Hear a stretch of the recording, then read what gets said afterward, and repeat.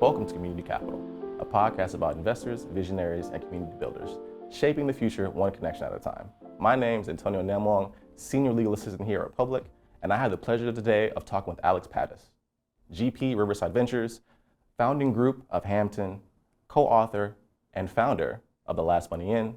And here we're talking about investments today, his journey, some advice, and ways to tap in. Come on in. Glad to have you here. Thank you for taking time out of your busy schedule to talk with us today and the Republic community about investing and your journey along the way. But before we dig into any real deep conversations or dialogues, can you just tell us a little bit about yourself? Yeah, absolutely, and a real pleasure to be here. So I guess background on myself really starts as an operator within startups, kind of prior to making my way to the investor side. So I spent about 8 years at two very early stage healthcare tech businesses. Kind of more notably was the second one called Market Access Transformation, and joined the company as the first employee pre-launch, so a very chaotic, exciting stage. Very early in. Yeah, Nice. It's as early as you could get, right? It was, what did we have? I had a CEO and a concept, right? And yeah, we built this market research platform to sell into life sciences. Was a good business, right? We bootstrapped, we grew it profitably for about 5 years. And then we did a transaction with private equity where we sold off a portion of the business, and then 15 months after that, ended up selling the business outright. Nice. And yeah, very good outcome. And kind of throughout that and also the previous company, definitely grew a passion for early stage startups, right? The like early stage, chaotic, trying to find product market fit, build a business that can be kind of repeatable and grow. And while I was at Market Access Transformation, while that business was doing great, I kind of, I felt that I was not all that diversified, right? Everything was really riding on the outcome of that particular company. And also being located here in New York and starting to meet a handful of founders, got interested in like the venture capital space, right? I came in with zero, I guess, investing experience, but I had some early stage startup and operating experience. So kind of discovered angel investing as a way to get involved on a very small scale with some of these early stage companies, and started investing as an angel.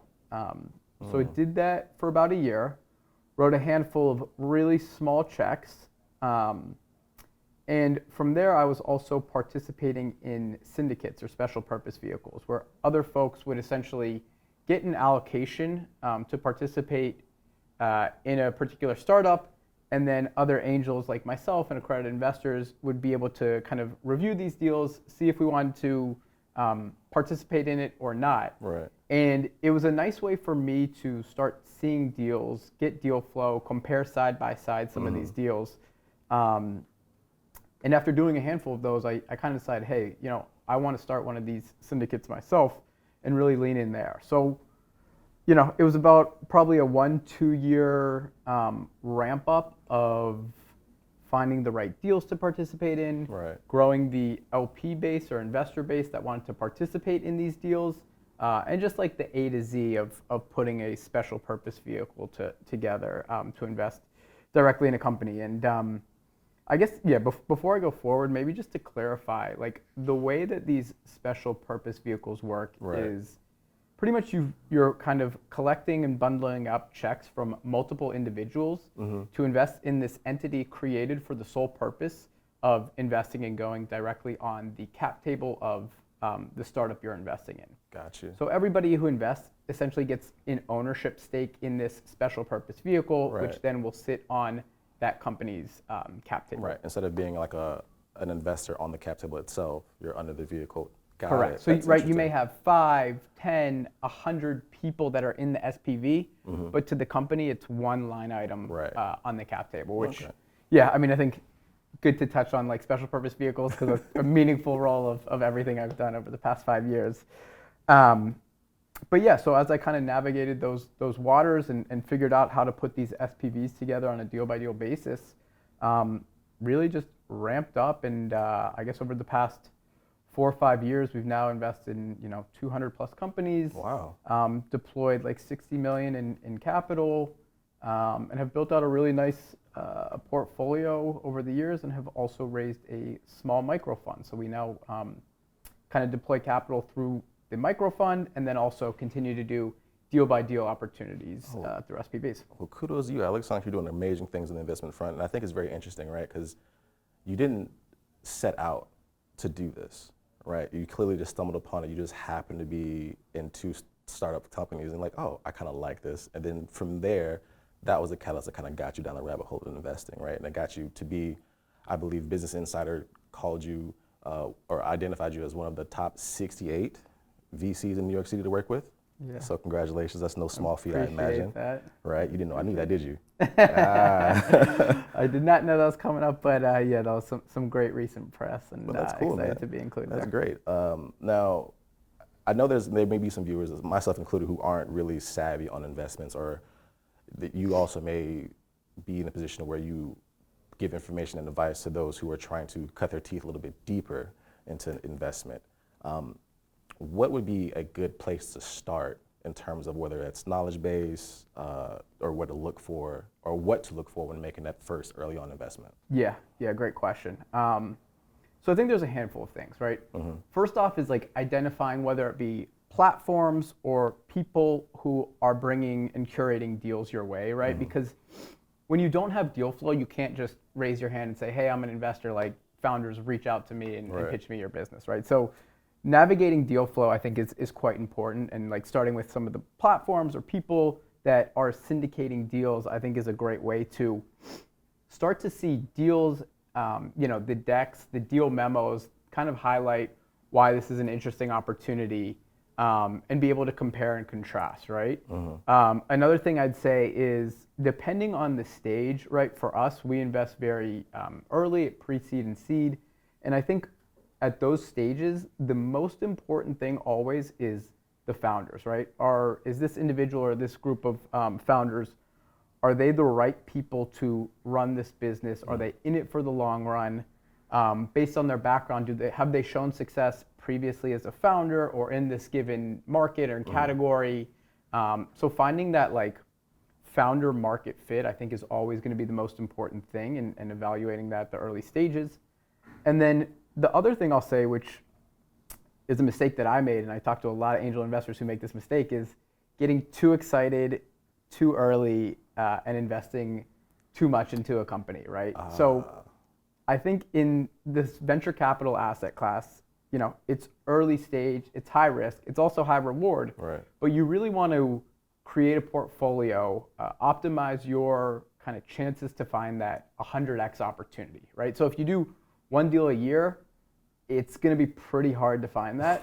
So I think everyone needs to figure out, okay, on an annual or yearly basis, like how much am I going to budget and how much do I want to invest? And then I think you kind of need to work backwards to figure out how many deals. But I think, there's a lot of data out there and a lot of people who will speak to kind of having more success taking the portfolio approach, because if you find that 100 plus X opportunity, that's going to make up for a bunch of losers, which is part of the game as an investor. So those are some of the top of mind things that I think are crucial to understand going into investing and kind of keep in mind there. Okay. And then in addition to that, like, what would you say to like having a diverse portfolio in terms of different markets and different markets? So like, I think I took a gander at some of your stuff that I could find. Like, I think you invest in pre-seed and seed, like you said, but you're kind of like all over the place. Like you do food and beverages, textile, news and communication, health, and you run the gamut. Like you run the whole entire scope. Yeah. Is that a choice that you did intentionally, or was that just the byproduct of you diversifying and just so happened just to kind of just like take everything, or do you have interest in each of these pockets? Yeah, great question. So I think that's evolved quite a bit from when we started, call it about 5 years ago, to today. Yeah. So today we're most focused on B2B SaaS, fintech, marketplaces. We'll do consumer internet deals as well. I think it's just a higher kind of bar right now. Mm-hmm. For us, going back to my previous point, I think being hyper like founder focused, we're okay to invest in people we believe in, even if we don't, understand the ins and outs of a given, a given category or a given space. So being kind of, I'd say, more founder focused has really led me down a path of, a little more generalist and investing in multiple different categories.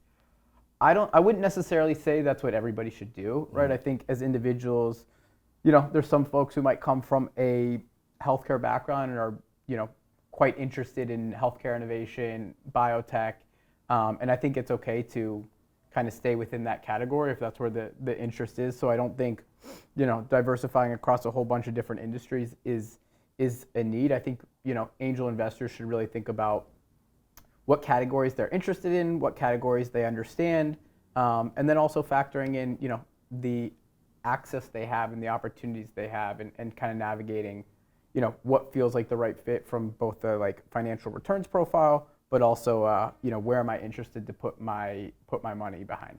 Okay, that's cool. That makes sense. I understand it a lot, and you've definitely given me a lot to think about.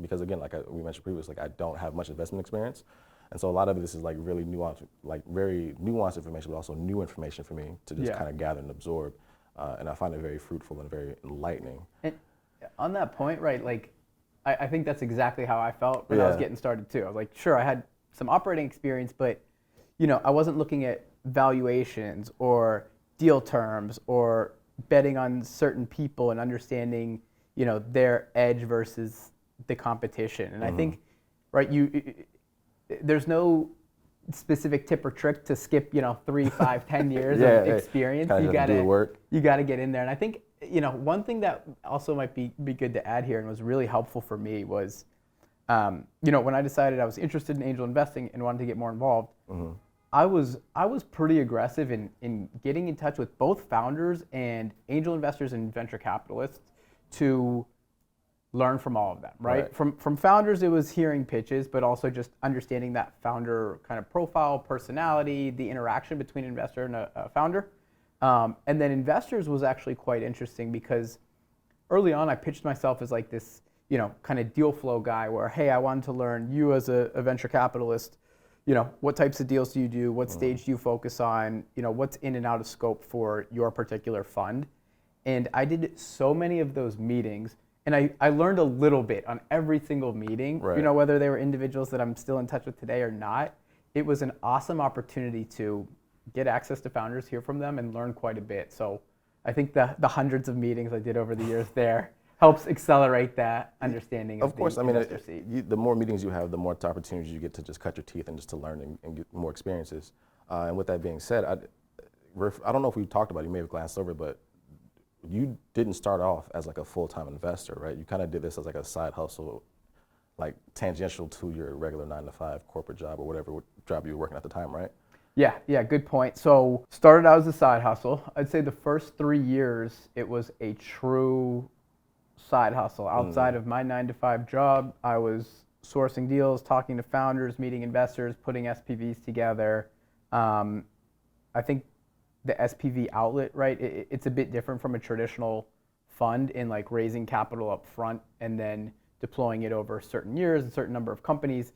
The SPV deal by deal flexibility, I think, is quite nice, whether you're putting them together or participating in them to do this as a side hustle. So did that as a side hustle, and then even where I am today, operating a small fund and doing SPVs, I'm still involved in other things. So you could kind of make the argument that's still a side hustle today. Okay, very nice. I like that. Now I'm going to prod you just a little bit. At one point, like what was the catalyst or the trigger that you went from like, this is no longer a side hustle to like, this is what I do. Like I am that guy.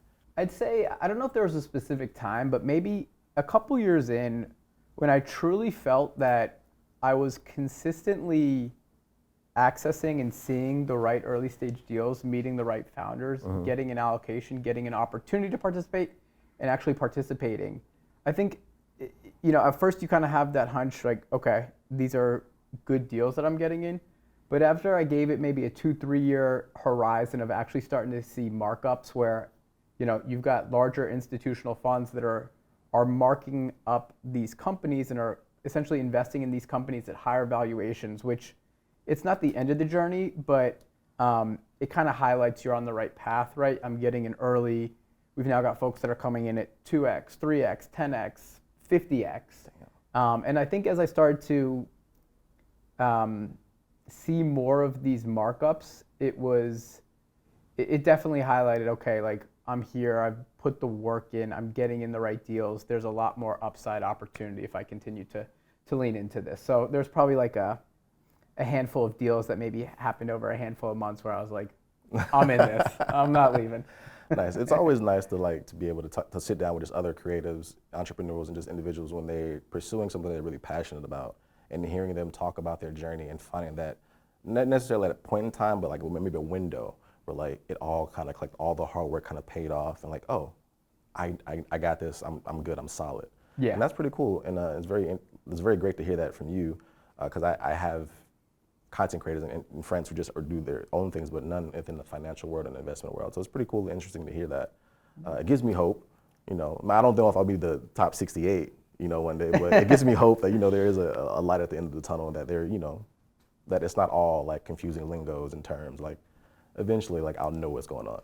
Yeah, I think venture is becoming more democratized. We're seeing different avenues for investors who might not be embedded in the venture capital ecosystem to see quality deals, meet quality founders, get that opportunity to participate. It's not going to be a quick ROI, but there is the opportunity and the potential to get into some really amazing early stage deals that can be quite fruitful down the road. So I think, a lot more opportunities for folks out there to get involved here. And then speaking of getting involved, do you have any advice for people who are trying to get early stage investments or trying to get into the network or into the VC world? Like what is a good place to start? Whether it's like a website or a local like city community, or I'm not quite sure. Like like a run club. I don't know if I want to go for running. Like there's a run club I can go sign up for and just go run with people. Is there something similar? Or? Yeah. So this is quite, I'd say, personal to me because I was that individual who didn't have any connection to venture and kind of broke in through this SPV and SPV angle by backing syndicates and being able to participate in their deals and passively get to see deal flow. So based on my experience, I actually ended up starting a newsletter about 3 or 4 months ago. It's called Last Money In. And it's really about how can individuals who are not in venture capital, do not have existing deal flow, start to get smarter on the ecosystem, access deals, have tangible opportunities to invest.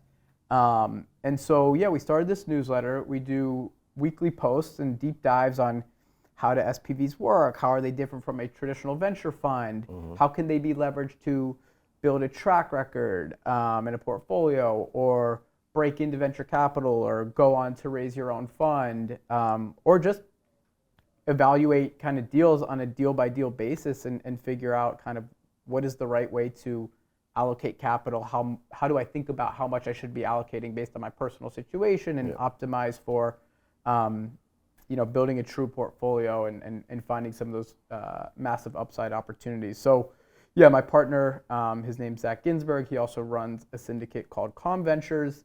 We've both kind of been in our lanes for the past couple of years doing a bunch of SPVs, and we felt there weren't a lot of folks talking about it, but it provides kind of tangible ways to get involved in venture capital if you're not embedded in the ecosystem so far. That's definitely great to know. I think Last Money In, Last Money In, I would definitely give it a read and peruse, just to bolster my own knowledge about investments and how it works. Because also, like, I feel like I work in this space and I'm in this world where I am kind of like tiptoeing in it, and it just might as well just dive right in, you know what I'm saying? Yeah. And so that's pretty cool. I guess I should highlight, the newsletter is free, and being part of syndicates is free, right? Like, it's all free. You pay carry to founders, but there's no commitment. You're not forced to participate in a deal. You're not investing upfront before you start to see a deal. So you get the optionality on a deal by deal basis to figure out what makes sense for you. So you get to join the SPV, and then you just get to choose where you get to go. Correct. That's pretty cool. Which is quite different from a traditional fund where you invest in the fund up front, and then those fund managers will deploy capital on your behalf. So it's really provides quite a bit of optionality and not a huge commitment for folks getting started. Okay, I think that's definitely a little bit more palatable, right, in terms of commitment, especially early on if you're not really used to it, the high stakes, high reward. And so that's cool. I didn't know that. I learned something new about SPVs today. Happy to hear that. You know, learned about you, learned about SPVs. That's a great time. Trying to think, if there's one thing that you could probably say to yourself when you're first getting into it, what would you say in like the kindest words possible? Yeah, I'd say build a portfolio. Don't get too caught up in one single company. There's so many things that are outside of our power for these early stage companies. So yeah, I'd say you got to take a long-term approach. You got to build a portfolio and optimize your chances to get into those, you know, the next Uber, Airbnb, all the exciting companies that we've heard and seen. Before we close, I'm going to bring something back that you said. You mentioned it twice so far. How do you personally combat that urge to like not go all in or be fully vested in the company? Because again, you don't want to get burned, right? You don't want to put all your eggs in one basket and hope for the best. And you know, because a startup is a startup, right? You don't know. Yeah. So how do you currently combat that reactionary caution? Like, yo, I want to go all in, but I know I probably shouldn't. One, I learned from experience of doing what I said I shouldn't do. Fair. Being too caught up and thinking, oh, this is the most amazing deal and opportunity. I'm not going to see something like this again. All right. And secondly, I think, it really comes down to budgeting, right? How many deals, how much capital do you want to allocate over the year, and how many deals do you want to do? And I think if you can really stick to that, then you're not going to allow yourself to do, I want to do 50, 70% of what I plan to invest in this year into one deal, right? So you really got to stay true to, I think, take a step back, understand what you want to allocate over the year, and not break those rules. Okay. That sounds very simple. And you just say it like that. You just like, just set a budget and just don't break it. Like, I don't know about you, but when I grocery budgets, I can't even stick to that. So, you know. I don't know if it's that simple, but I'm telling you, as somebody who's not followed that and done it incorrectly, that will teach you to make it that simple and not get too caught up on it. All right, that's fair. Alex, I don't want to take up any more of your time. It's been a pleasure talking to you today. Likewise. I've had fun. I'm pretty sure the Republic community has had fun as well. Is there anything, or better yet, where can the people find you and contact with you, and then where can there like any other sources outside of the Last Money In? Yeah, first off, this was a blast. Appreciate you guys having me. I'd say right now, Last Money In, follow the newsletter, and then also on LinkedIn at Alex Pattis. That's where I've been pretty vocal and share a lot of different kind of tidbits and learnings on venture capital and startups, and we'll continue to do so there. Cool. Thank you for being here. That's a wrap.